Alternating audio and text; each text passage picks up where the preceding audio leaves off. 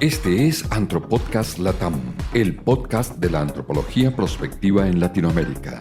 Noticias, historias, personajes, análisis. Antropodcast Latam. Cordial saludo para nuestra fiel audiencia. Estamos en un nuevo episodio de Antropodcast Latam, el primer podcast de antropología prospectiva en Latinoamérica. Les saluda como siempre Luis Fernando Ramírez y les recuerdo que seguimos presentándoles semanalmente noticias, personajes, historias y análisis de la antropología prospectiva que se orienta a la construcción social de futuro en todos los grupos de la sociedad. Continuamos en este Antropodcast con la segunda parte del episodio dedicado al edadismo, esta forma de discriminación por edad que se presenta en todo el mundo desde hace ya muchos años, pero esta vez abordando esta problemática social con un componente adicional, el machismo, el tema de igualdad y de equidad. Nos hacemos la pregunta, ¿envejecemos de la misma manera hombres y mujeres? Antropodcast Latam, un espacio abierto para debatir con profesores, expertos, líderes y activistas de la construcción social de futuro y los objetivos del desarrollo colectivo con innovación social. Antropodcast Latam. En Antropodcast Latam, un invitado. Antropodcast.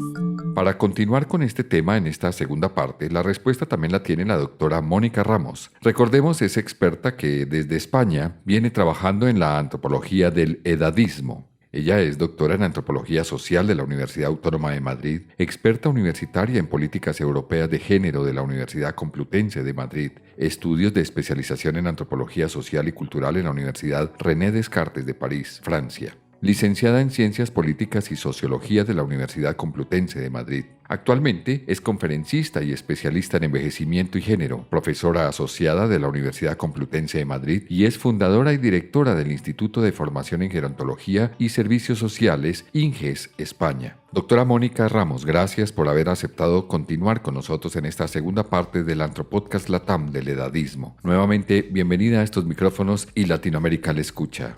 Nada, yo encantada de estar aquí, Luis Fernando. Ya lo dije en el último Antropodcast y aquí estoy y encantada de que tratemos este tema que hay que darle visibilidad. Bueno, nuevamente abordamos el tema. Envejecemos en igualdad de condiciones, en igualdad de derechos, la equidad, el machismo. ¿Cómo ha sido el resultado de sus investigaciones en estos últimos años? Bueno, el resultado es que evidentemente no envejecemos igual, porque si vivimos en sociedades patriarcales y machistas y en sociedades edadistas, pues primero las personas mayores van sufriendo una discriminación por el hecho de hacerse mayores, pero esa discriminación no afecta igual a los hombres y las mujeres, porque las mujeres estamos mucho más discriminadas y vivimos en una situación de desigualdad muy marcada, no solamente en América Latina, en el resto del mundo, por el hecho simplemente de ser mujeres, por la construcción de género que existe en lo que se entiende por hombre y mujer, por masculino y por femenino, y evidentemente pues no envejecemos igual hombres y mujeres. Generacionalmente hablando, yo recuerdo que mi madre y mi abuela estaban siempre en casa atendiendo los quehaceres del hogar. Las nuevas generaciones pues tienen que, además del tema laboral, abordar el tema del hogar. Pero siempre se ha creído, y hablando ya en unos términos muy machistas, que el hombre es el que trabaja, por lo tanto envejecería mucho más rápido o en peores condiciones de salud que la mujer. ¿Eso es cierto? Pues no, eso no es cierto. En realidad las investigaciones lo que ponen de manifiesto es que las mujeres trabajan muchas más horas al día, con trabajos que son bastante agotadores. No solamente, imagínate, cuando vemos estas imágenes de África, de mujeres que tienen que recorrer 20 kilómetros para conseguir agua, ¿no? Entonces, primero ¿a qué le llamamos trabajo? Porque eso ya es una visión muy machista. ¿A qué le llamamos trabajo y a qué no? Porque a lo mejor solamente estamos llamando trabajo a lo que se realiza en el mercado laboral y por el que se cobra un dinero. Pero claro, todo es trabajo, porque desde que se levantan las mujeres hasta que se acuestan, aunque haya sido tu madre o tu abuela, y yo cuando entrevistaba a mujeres mayores también me decían, yo no he trabajado nunca, me levantaba a las 6 de la mañana, iba a ayudar a mi marido al campo, luego volvía, hacía la casa, hacía la comida, metía la fruta en conserva, luego volvía otra vez al campo, ayudaba a mi madre, ayudaba a mi padre, hacía la cena, planchaba, cocinaba, y todo eso no se ha considerado trabajo. Entonces, las mujeres han trabajado mucho y de una manera muy intensa. Y además hay un concepto dentro del feminismo que se llama ser seres para otros, que es una construcción de género muy feminizada, que es que todas las mujeres estamos pendientes de la vida de todo el mundo y estamos cuidando de todo el mundo. Y eso ocasiona que la salud de las mujeres, cuando las vemos ya mayores, está en peor circunstancia que la de los hombres. Aunque tenemos una esperanza de vida mayor, llegamos con mayores problemas de enfermedades cronificadas a las edades más avanzadas. Abordemos el tema de salud, doctora Mónica. Partiría yo la salud en dos, la salud física o fisiológica y la salud mental. En la salud física, la mujer envejece un poco más, si se me permite el término, deteriorada por aquello de la maternidad, por todos esos quehaceres adicionales de la casa en extratiempo. ¿Cómo se ha dado esa investigación en ese sentido? Pues fíjate, en la parte física lo que nos hemos encontrado es que el trabajo reproductivo, el trabajo de cuidado, sigue siendo una de las cosas que ocasiona más malestares en la vida de las mujeres. En España hay un cardiólogo que se llama Antonio Guijarro, que estudió hace tiempo mujeres que iban a su consulta y manifestaban que estaban cansadas, les dolía la cabeza, les dolía el cuerpo, no podían dormir, tenían insomnio, muchos malestares. Y él pensó, con esta mirada edadista de la sociedad, ¿no? Dijo, bueno, debe ser porque son mayores. Pero empezó a deconstruir su biografía, no se centró tanto en la biología, sino que deconstruyó su biografía y se dio cuenta de que eran mujeres que cuidaban de manera intensiva de nietos y de nietas. Y creó un síndrome que se llama el síndrome de la abuela esclava, que después Naciones Unidas y la OMS aceptaron. Por lo tanto, aunque creemos que cuidar no es agotador o no genera malestares, genera muchísimos malestares físicos en las mujeres. Y las mujeres somos en un 80 y tantos % cuidadoras principales de personas que necesitan atención. Y luego, en la parte psicológica, esto también ocasiona que las mujeres pues mentalmente estén estresadas, tengan ansiedad, estén nerviosas, estén cansadas, duerman mal. Y eso, como se lo cuentan al médico, en muchas ocasiones lo que hace el médico es diagnosticar, pues esta mujer está cansada, tiene estrés, tiene ansiedad, le voy a dar un psicofármaco. Y lo que hemos encontrado en las investigaciones es que a las mujeres mayores se las prescribe demasiados psicofármacos pensando que están deprimidas, que están estresadas. Fundamentalmente los hombres lo están en la misma medida, pero no lo cuentan, porque el patrón de género masculino es que los hombres no tienen emociones, no cuentan lo que les pasa. Y fíjate, yo te cuento una anécdota muy sencilla. Mi madre falleció hace 5 años, mi padre se quedó viudo y yo le dije a mi padre, papá, tienes que contarle al médico que te has quedado viudo. Y me dijo, ¿por qué? Yo no le tengo que contar al médico nada personal. Y le dije, porque te va a pasar factura. Mi padre en escaso un año había perdido 12 kilos. Si no se lo hubiera dicho al médico, el médico le hubiera hecho 1000 pruebas pensando que a mi padre le pasaba algo. Lo que le pasaba es que estaba sufriendo un duelo. Entonces, por eso, estadísticamente vemos que los hombres se suicidan más a todas las edades, incluida la vejez, y las mujeres se suicidan menos. Sin embargo, se las da, por ejemplo, más psicofármacos porque expresan sus emociones. Entonces, no es que estemos más deprimidas que los hombres, sino que lo contamos. Los hombres no lo cuentan y la decisión que toman en muchas ocasiones es radical y es quitarse la vida. Por eso es tan importante que hablemos de estas cosas y que cambiemos también esta masculinidad que parece que el hombre tiene que ser fuerte, aguantar todo lo que le venga, estar en el paro o a lo mejor una jubilación que puede ser muy dura. Bueno, pues hay que empezar a cambiar el que los hombres también tienen que expresar esas dolencias, esas pérdidas, esos sentimientos, pues de repente de perder un rol importante como es el rol de trabajador, ¿no? Y que no lo suelen contar y en muchas ocasiones vienen depresiones o incluso vienen a veces malos tratos dirigidos a la mujer porque no asumen la situación en la que se encuentran, con lo cual ocasionan esa falta de saber gestionar ese proceso, le puede ocasionar un malestar todavía peor a las mujeres que viven con ellos, ¿no? Bueno, y culturalmente hablando, no sé si será un elemento agravante o será un aliciente, pero les hacemos cargo de los nietos a partir de ciertas edades. Entonces, a raíz de lo que hemos venido escuchando de parte suya y de sus investigaciones, ¿eso sería otra sobrecarga de trabajo y otra sobrecarga emocional para los abuelos o para las personas mayores? Claro, por supuesto. Es decir, yo que soy antropóloga, el rol familiar de abuelo y abuela es imprescindible, es fundamental. O sea, las personas mayores que pueden ser y pueden disfrutar de ser abuelos y abuelas cuando quieren y de la manera que ellos quieren es maravilloso porque son transmisores de valores, de la historia familiar, de las generaciones, de la vida por la que ellos han pasado y pueden contar cosas interesantísimas a sus nietos. Pero eso tiene que ser en una medida que los abuelos y las abuelas puedan, especialmente las abuelas, porque es a las que se las sobrecarga muchísimo más. Entonces, el que las abuelas tengan que, al final, ejercer de madres, de nuevo de madres, eso es una carga inmensa, porque estamos hablando de que, bueno, hay mujeres que a lo mejor a los 60 o 65 años todavía se encuentran con fuerza para estar a lo mejor cuidando. Pero el problema es que si se tiran 10, 12, 13 años cuidando de esos niños, lo que nos hemos encontrado, y yo me he encontrado en investigaciones mías,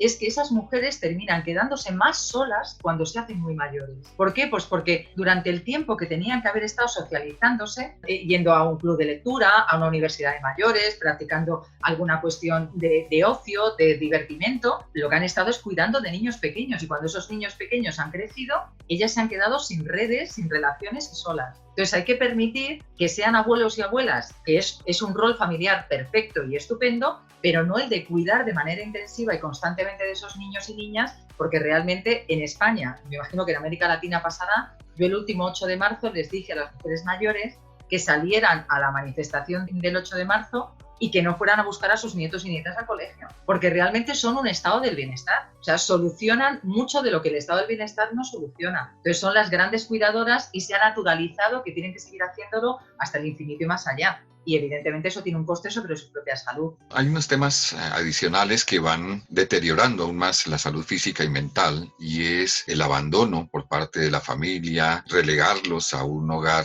geriátrico o un hogar de adulto mayor. Eso realmente afecta muchísimo el tema del relacionamiento familiar y terminan en conflicto entre los mismos adultos mayores que están en la misma casa, en el mismo recinto, en el mismo hogar geriátrico. ¿Cómo se aborda eso desde la antropología, doctora Mónica? Pues esto lo que hay que abordar es con una conciencia de los derechos que tienen las personas mayores a poder decidir sobre sus propias vidas.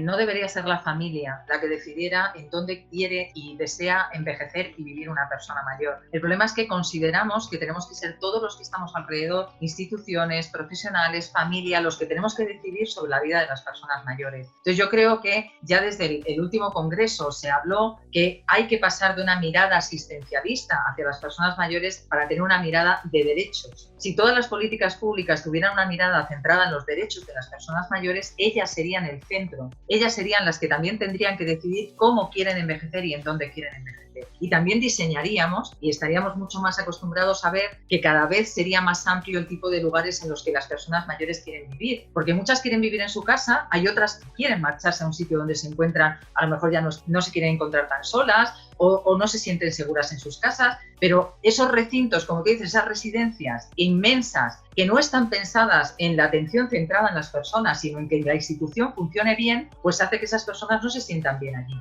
Entonces, yo creo que hay que sacar ya la idea de que las personas mayores son una carga para las familias y que tienen todo el derecho a decidir cómo y dónde quieren envejecer. Entonces, deberíamos escuchar más a todas las personas que están envejeciendo cómo quieren envejecer y dar muchas más opciones de envejecimiento con derechos. Escuchaba yo en una de sus conferencias que hablaba de que se ha medicalizado demasiado esta adultez. Únicamente lo vemos con unos ojos médicos, clínicos, de bienestar de la salud física exclusivamente, pero el tema de salud mental, ¿quién lo está abordando y cómo se está abordando? Pues muy mal, porque realmente es lo que estamos diciendo. Al final la medicalización lo abarca todo, abarca lo físico y lo emocional, lo psicológico también lo abarca. El problema es que las personas mayores son mucho más que un cuerpo envejecido. Son personas que pueden tener enfermedades crónicas o no, que pueden tener una salud deteriorada o no, pueden estar frágiles o no, pero si hablamos con ellas, muchas les han quedado cosas por hacer, tienen proyectos de vida, les gustaría seguir haciendo cosas. Cuando tú hablas con una persona de 90 años, yo hace poco leí un artículo de una mujer que decía, tengo 90 años y yo no estoy preparada para morir. Yo creo que tengo todavía muchas cosas que hacer. Si seguimos mirando el envejecimiento y la vejez solo como algo médico, no nos damos cuenta de que en el cuerpo envejecido hay una persona que sigue teniendo un proyecto vital, que sigue teniendo deseos, ilusión, ganas por hacer cosas, pero puede que se le termine quitando todas esas ganas y lo único que le estamos diciendo es que se tiene que tomar pastillas o se tiene que tomar la tensión o que se tiene que cuidar por la salud. Es decir, la salud es biopsicosocial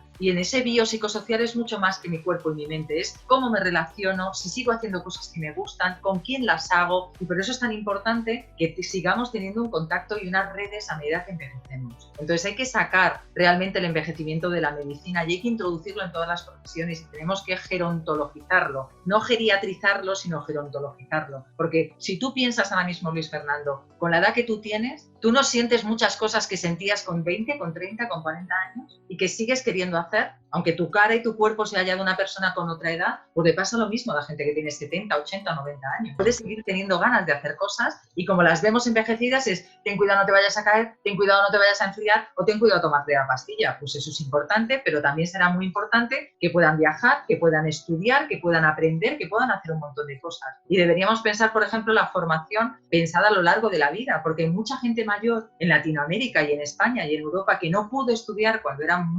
niña o niño, cuando era joven, y que cuando se hacen mayores dicen ahora tengo el tiempo, las ganas para poder estudiar aquello que no pude hacer y además lo voy a hacer solo por puro placer. ¡Qué maravilla!, ¿no? Yo creo que ahí es donde tenemos que poner esa mirada de curso vital y de pensar que cuando llegamos a mayores podemos y debemos pensar que seguimos teniendo ganas de hacer cosas y hay que darle las oportunidades a la gente mayor para que pueda desarrollar esas cosas. Pues muy interesante el resultado de todas sus investigaciones, doctora Mónica Ramos. Hemos podido en esta corta charla cronológicamente visibilizar el tema del edadismo, del machismo, de la igualdad y de la equidad. Pero también hablemos de las posibles soluciones. ¿Qué se está planteando desde las investigaciones, desde la antropología? Y estadísticamente hablando, pues hay más mujeres que hombres en esta edad adulta. Entonces, ¿qué hacemos con esta situación? ¿Cómo podemos aliviar, ayudar, contribuir, facilitar todo este proceso? Pues fíjate, yo creo que una de las cosas más importantes que ofrece la antropología es entender que todo es una construcción social. La edad es una construcción social, el género es una construcción social, la etnia, el concepto de raza es una construcción social. No es cierto que existen razas entre los seres humanos. Somos todos miembros de la misma raza. La raza es una construcción social. Si entendemos que todo es una construcción social, entendemos que se puede cambiar y que el sentido, la idea que tenemos de la edad, la podemos modificar. La idea que tenemos de lo que significa ser un hombre y ser una mujer, lo podemos modificar. Por eso es tan importante. Yo siempre digo que si se diera antropología en los colegios, y se entendiera lo que significa nuestra disciplina. A mí mis alumnos me dicen, cuando yo acabo el curso a los 4 trimestres, me dicen, la antropología me ha permitido mirar con una mirada mucho más profunda, mucho más reflexiva y entender por qué se dan las desigualdades en nuestra sociedad. Porque las desigualdades no son inherentes, no nacemos con ellas, las hemos naturalizado y esencializado. Pensamos que nacemos diferentes, pero no es cierto. Lo que nos hace la sociedad es construirnos de una manera diferente a hombres y mujeres, a jóvenes y mayores. Por tanto, si cambiamos esa mirada entre todos, por eso hay que hacer un gran trabajo por parte de la sociedad, intergeneracional. Si gente muy joven habla con gente muy mayor, se va a dar cuenta de que muchos deseos e ilusiones que tiene como joven lo tiene una persona de 70 o de 80 o de 90 años y entenderá que se verá en esa persona. Tú me vas a entender muy bien y posiblemente eres antropólogo. ¿Qué estudiamos fundamentalmente en la antropología? La otredad, el concepto del otro. Si yo no me veo reflejado en el otro, nunca voy a querer ser ese otro. Entonces, si yo no me veo reflejado en una persona de color negra, no quiero ser negro. Si yo no me veo reflejado en una mujer, yo no quiero ser mujer. El otro es ese que me asusta, que no me veo identificado, pero si esos otros nos vemos nosotros en esos otros, entonces entenderemos que si nosotros más jóvenes nos vemos identificados en los mayores, diremos, yo quiero ser ese mayor con esa ilusión, con oportunidades, con derecho, con capacidades, con una presencia social. Yo creo que ahí se romperán muchísimas barreras. Por eso creo que estos antropodcasts que hacéis son maravillosos y poder visibilizar lo que significa la antropología, que es cuestionar las desigualdades, porque las desigualdades se pueden combatir desde el conocimiento de por qué se producen. Y desde la perspectiva de género, ¿qué podríamos complementar, doctora Mónica? Deberíamos todo el mundo entender que si no somos feministas, la sociedad no cambia, porque el género es una construcción social que se elabora sobre la diferencia biológica. Es decir, nace un niño y decimos que tiene que comportarse como un niño, nace una niña y decimos que tiene que comportarse como una niña. A partir de ahí, todo, absolutamente todo va a pasar por el tamiz de esos conceptos. Los juguetes con los que jugamos, las expectativas que tenemos, las actitudes, la manera de hablar, de sentir, todo va a pasar por el género. Por eso el feminismo es la única corriente que plantea que hombres y mujeres podemos ser y debemos ser iguales, que debemos tener las mismas oportunidades, no iguales en cuanto a que tú y yo seamos iguales, tú y yo somos diferentes y todas las personas son en esencia únicas, pero todos deberíamos tener las mismas oportunidades. Por eso el feminismo, lo que hace cuando creó el concepto de género, lo que permitió es que esa variable analítica nos definiera por qué nuestra sociedad nos hace tan desiguales a hombres y mujeres. Entonces eso es lo que tenemos que combatir, porque no nacemos distintos, la sociedad nos construye como diferentes y encima establece una desigualdad porque hace que lo masculino tenga más valor que lo femenino. Me parece muy importante dejar claro para toda Latinoamérica el concepto que usted ha venido desarrollando de feminismo. Se entiende en Latinoamérica que ser feminista es estar en contra de los hombres. ¿Cómo es realmente la definición de feminismo? Bueno, es que eso es lo que le ha interesado al sistema patriarcal. Desde que las mujeres empezaron las primeras en el siglo XIX a pelear por el voto de las mujeres, también decían que eran marimachos, que eran lesbianas, que eran malas mujeres, que lo que querían era ir en contra de los hombres, no, lo que querían era hacer lo mismo que hacían los hombres, que era votar. Entonces el feminismo no es lo contrario del machismo. Lo contrario del machismo sería el embrismo, sería decir que las mujeres somos mejores y superiores a los hombres y que debemos tener más oportunidades que los hombres. El feminismo lo que dice es que los hombres y las mujeres debemos tener las mismas oportunidades, pero también es una lucha por la igualdad y una liberación para los hombres. El que los hombres no tengan que ser siempre fuertes, siempre tengan que ganar dinero, siempre tengan que demostrar que son competitivos, también es una liberación para los hombres. Por lo tanto, es un cuestionamiento de una masculinidad que a muchos hombres no les gusta y no les ha hecho ningún buen beneficio. Por lo tanto, el feminismo es una lucha por los derechos, no ir en contra de los hombres. Las feministas no vamos en contra de los hombres, todo lo contrario. Lo que queremos es que los hombres nos valoren como mujeres, quieran estar con nosotras y nos den la posibilidad de tener los mismos derechos que tienen ellos. Por eso encontramos ahora cada vez más hombres feministas. Claro, por eso, porque en realidad el patriarcado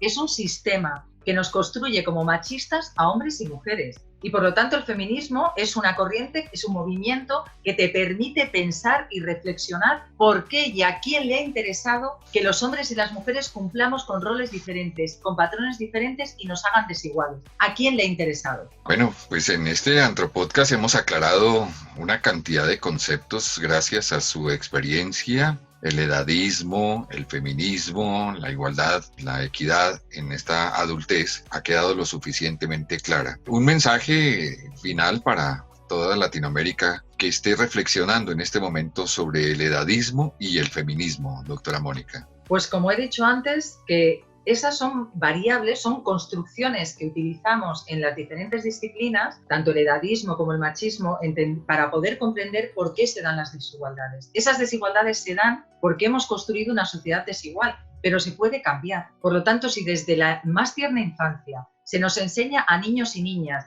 que somos iguales, que podemos desarrollar las mismas cosas, que podemos hacer las mismas cosas, que un hombre puede dedicarse a cuidar a su bebé de la misma manera que una mujer puede llegar a ser astronauta, si entendemos que todos tenemos las mismas posibilidades de hacer las mismas cosas y que lo único que nos diferencia unos de otros son nuestras diferentes habilidades o talentos, entonces entenderemos que podemos ser mucho más libres y mucho más felices.